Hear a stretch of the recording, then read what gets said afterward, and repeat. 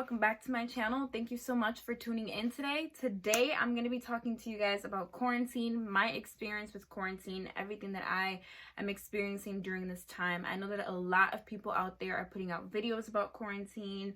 You know, a lot of people are making posts about what they've been doing, and they've been trying to, encourage other people during this time, giving them ideas on what they can do during this time.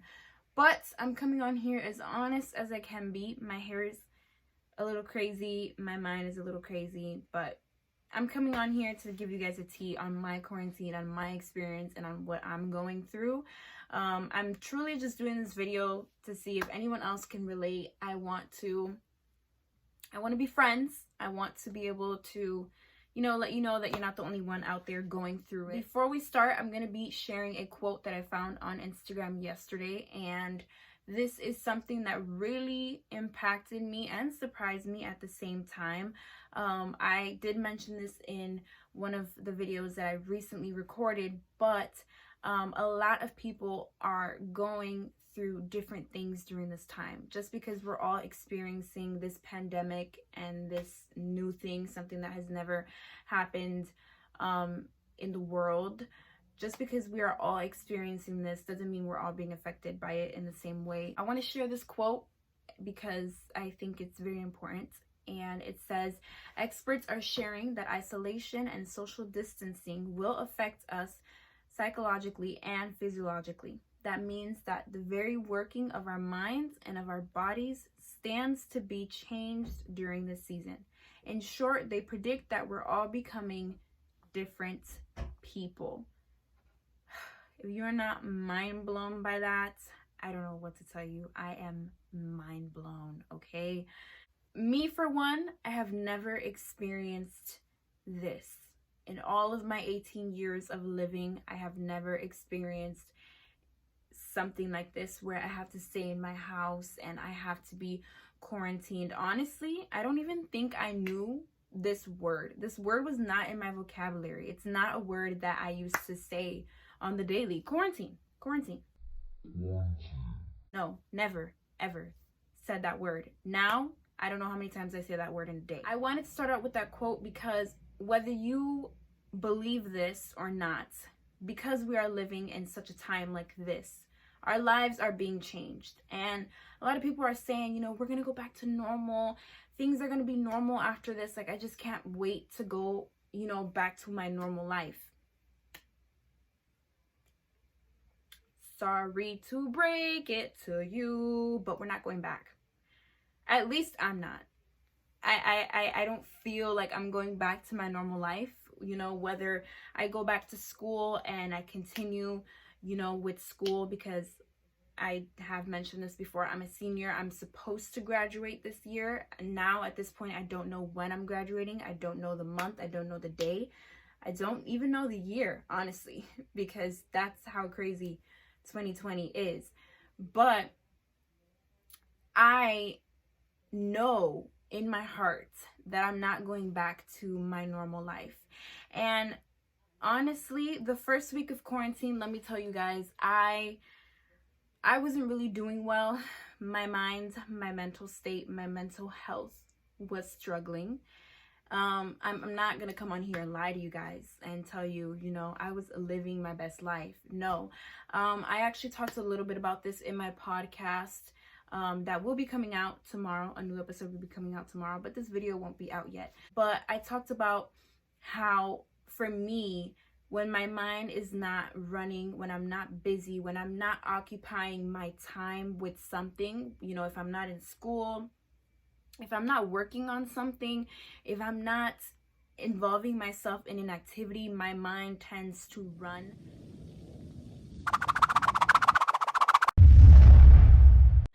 I am an overthinker, and I have mentioned that before. I'm a person that I live a lot of my life through my mind. I don't know if that makes sense, but I process a lot of things all at once in my mind. And, I process as I talk as well. I'm a talker, but I'm a thinker too, So, when I'm not occupying myself with something, my mind tends to run and I tend to overthink and I tend to get you know, in some really bad moods. And not like I would say like, oh my gosh, I'm angry, you know. I don't mean bad moods by that.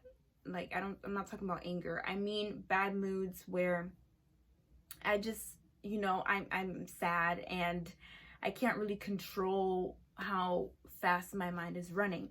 So the first week of quarantine, that's what was happening. My mind was running. And, you know, I wasn't really that scared because I was like, you know, we're not in shutdown. We can still go out. I can still get fresh air.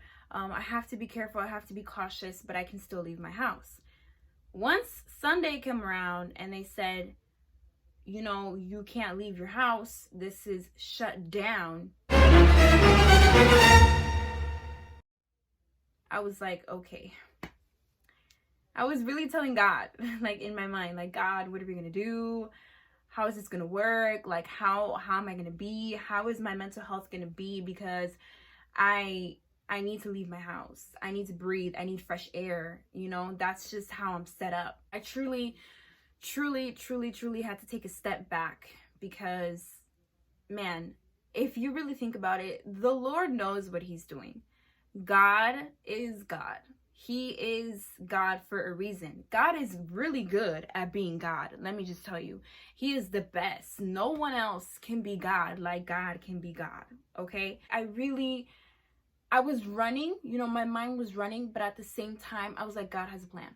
God has a plan. God has a purpose. God is going to do something. And now that this week has started and we're in a new week, I have been trying to find ways to not only fill my time with things that, you know, will calm my mind, but also fill my time with rest. And for me, I have really taken this time to create. If you guys know that my desire is to be a creative. My desire is to create. My desire is to share things with the world that impact the world and to make things that send a message. My desire is to turn my pain into purpose. And the experiences that I've lived through and the things that I've gone through, I want to be able to make that into something that I can, you know, that I can help people with. I'm a very big believer that we don't go through difficult moments just to go through them. And that's kind of like what I've been feeling in my heart. And honestly, I'm making this video and I'm kind of just getting a little emotional just thinking about how God is so amazing and so sovereign that he will stop the whole world just to get our attention. God will stop everything just to send us a message. And a lot of people think, oh my gosh, this is God's wrath and he's coming down on us. He is pounding us with his judgment and we cannot run from it and we cannot hide from it. And the Bible says that God is love, but he's also consuming fire. And don't get me wrong, I believe that wholeheartedly. But my God is a God of love. And if anything, I feel like this time is a demonstration that he loves us so much to stop everything so that we can come back to him and so that we will reconnect and so that we will find his love again. The world doesn't really stop for us. It doesn't really give us a break. And I remember being in school a couple weeks ago and thinking like, oh God, when am I ever gonna have a break? Like, I just want to be done. I want to be over it. I want to graduate. I want to get over this chapter in my life. I'm so tired. I'm sleepy. Okay, God, you stopped everything. So there must be something that you want to do in my life. If anything, I have taken this time to allow God to work in my heart. And I had an experience yesterday with a friend. And I was expressing my dilemma and they were, trying to help me out and trying to give me a word of encouragement and at the same time, be really direct with me and, let me know that the way that I was thinking was wrong. And honestly, truly, I said something that made me realize that, you know, there's a spot in my heart that needs healing. And literally did not go to bed yesterday until almost 5 a.m. because I prayed and I just asked God to heal my heart. Literally. Like, I just asked God, like, God, will you do what you know how to do? Will you come into my heart and heal my heart? Like, if you are stopping the whole world, if you want me to be still, if you want me to be at home, then can you please come and do a great work in my heart? And I can only encourage you to let the Lord work in you during this time. There's so many different prophecies and visions and videos and sermons, and there's so many things going on in the media right now. And honestly, I'm grateful. I get to watch, these sermons online. I get to, listen to so many different things. But your relationship with God, it goes way beyond what you can see, and it goes way beyond you watching a sermon or listening to a prophecy or doing any of those things. Like, your personal time with God is so important for your spiritual life. And all I can say is that God is not playing. God is not playing. Like, God just wants your attention. Like, is that so hard for you to understand? Like, God just wants your attention. Like, he needs your attention. Like, it's not even like, it's not even funny. Like, I'm sitting here and I'm talking about this and I'm getting emotional because, God just wants our attention. We were created for communion. We were created to be in communion with him, and we were created to love him. If there's anything that you were created for, you were created to love him. You were created to be in communion with him, and you were created to be his son, to be his daughter. And if there's any position that I'm taking during this quarantine, is the position of a daughter. I'm a daughter. God is my father. He knows what he's doing. He's in charge of the world. He's got the whole world in his hand, literally. He's got my life in his hands. He knows what he's doing with me. He knows how to protect me. He knows where he's guiding me. He knows where he's leading me. Like, if there's a position that I'm taking during this time, it's the position of daughter. If you go to my Instagram biography, my biography says daughter for a reason. Because all I want to be is a daughter. All I want to be is a child of God. I want to lead. No, I don't want to lead. I want to follow. I want him to lead and I want to follow. And it's true. This quarantine, this time, it's changing our lives. Your life will not be the same after this. Your mind will not be the same after this. But you get to decide if this will affect you positively or negatively. And I want to go ahead and give you guys some tips on, some of the things that you can do during this time spiritually and just physically, just to better your mental health and to better your relationship with God. I'm no expert, but these are things that I've been doing. Every morning I will get up and I will get in the shower and I will get dressed. Whether I get dressed at 4 p.m. or 5 in the morning. Just kidding. I'm never up at that time. Rather than, if I'm praying or something. But, I get up every morning, I get dressed, I get ready, simply because I need to make myself feel clean and I need to make myself feel like I am going somewhere, simply so I can operate and, work throughout my day so that I can be productive. So I will get dressed. Right now I'm not going anywhere, but I have makeup.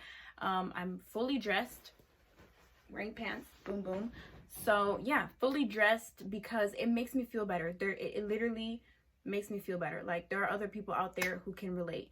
I also start my day with reading my Bible and with praying and with journaling. Right now I am trying to read the Bible in a year, and I was so behind on my Bible plan, because of school and everything. But look, the Lord is good. I can continue to read my Bible and I can continue to go through my schedule. I've also been reading the book of Daniel because my church, we were reading that book this week. And I advise that you just choose a book in the Bible that you want to study, that you want to go in on, and do that. Like, please take notes, watch sermons, look up like Matthew Henry's commentary. I don't even know if you guys know what that is, but like it's like a Bible commentary and it just digs deeper into the Bible. I love doing that. I've been doing that. I've been looking it up on my phone. I have the book here in my house, but I also look it up on my phone, you know, in the morning. I've been reading my devotional, Jesus Te Llama, Jesus is Calling. It's such a great devotional. It's by Sarah Young. So if you have any like devotionals lying around your house, like grab that, please. There's life in there. You know, it wasn't written for no reason. Also, I'm writing a devotional, so when I write one, make sure you get that. But yeah, read a devotional. Just start your morning with God. Start your morning with worship. This makes a big difference. I'm not telling you guys that I do this every morning. Sometimes I get up and I start doing things right away and I'm like, oh my God, I haven't prayed. I haven't had my morning time, and I'll go through my day and I'll forget to do that. But either I do that in the morning or at night. You know, you can do it at night, you can do it in the morning, you can do it in the evening, whenever you choose. I will also say I've been keeping my peace. I've been keeping my calmness. I have been reminding myself not to take myself too seriously, and I have been taking walks. Today I took a walk all by myself around the block, and I went like a little bit by the park. Like we have like a neighborhood park down there, and I've just been walking and talking to God. Creation, nature is so beautiful, and we should take advantage of it. So yeah, those are some things I've been doing. Maybe I didn't give you guys like a whole list of tips. Maybe I didn't give you guys like a whole list of tips, but I can make a video like that if you guys want me to. But I didn't want to like come on here and give you guys tips like, oh my God, do this, do that. I didn't want to do that throughout the whole video because, you know, I just wanted to tell my experience. I wanted to tell you guys what's really been going down, okay? But I did ask some questions on my Instagram. I asked you guys to ask me questions. So I'm going to go through this really quick because I've already been talking a lot. But the first question is, what are you doing to keep your mind busy during this time? And I think I already answered that question. I have been digging deeper into my relationship with God, and I've painted with my family. I've been baking cookies. I've been making TikToks, guys. It's kind of embarrassing because I can't get the dances. I can't do it. I don't know how, but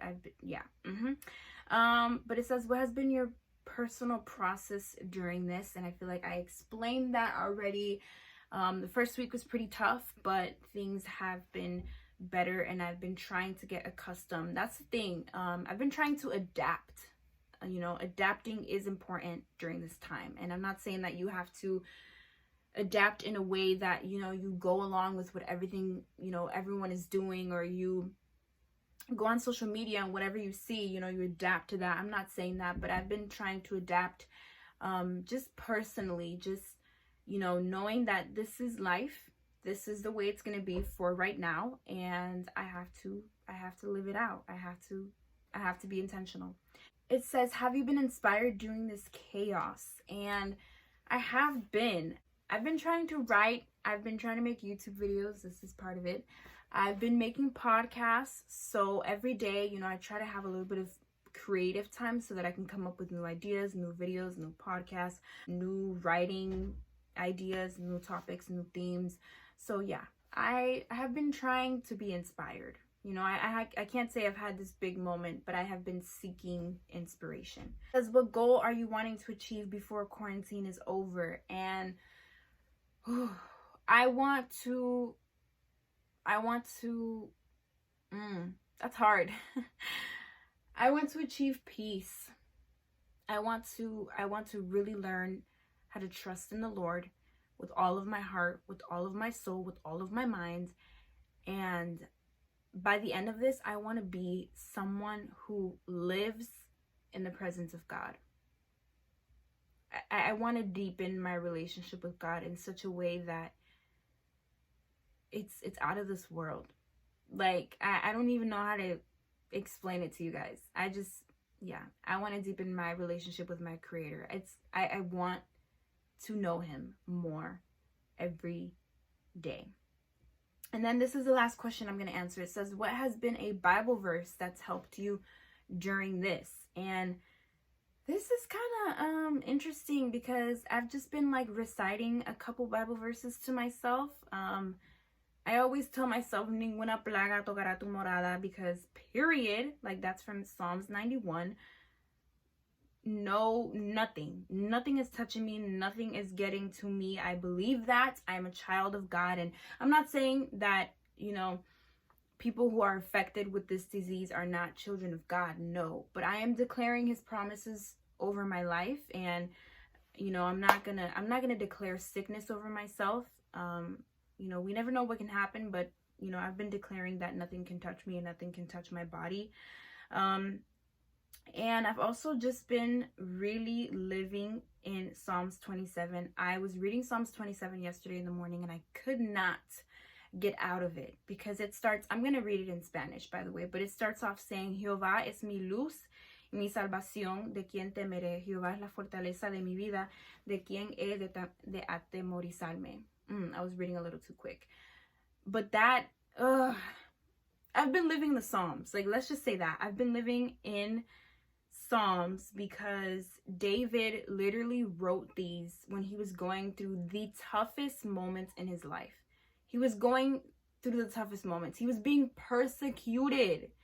And yet he was writing these promises down. He was declaring that God was with him. And I'm not even going to say that he was declaring. He was believing it. That's what amazes me. That his faith was so strong. He was being persecuted, but he knew that he wouldn't be touched. He wouldn't be hurt because God was with him. And I admire that. That's what I need. So, yeah, we have come to the end of this video. If I have touched my hair too much, I'm sorry. I still love you, and I know you still love me. And I'm sorry that this video was so long, but I'm grateful that I did it. I'm grateful that I sat down and talked to you guys. And I'm really praying for everyone affected by this. I'm praying for healing. I'm praying for restoration. I'm praying for life. And I'm praying for deliverance.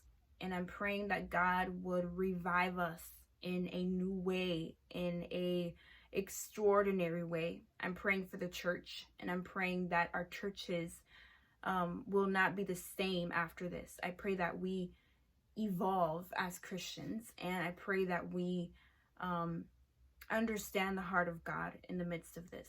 That's what I'm praying for. Thank you for watching. Thank you for staying. If you have watched through this whole video, thank you. I appreciate you. I love you, and I hope that you're doing well. Be blessed.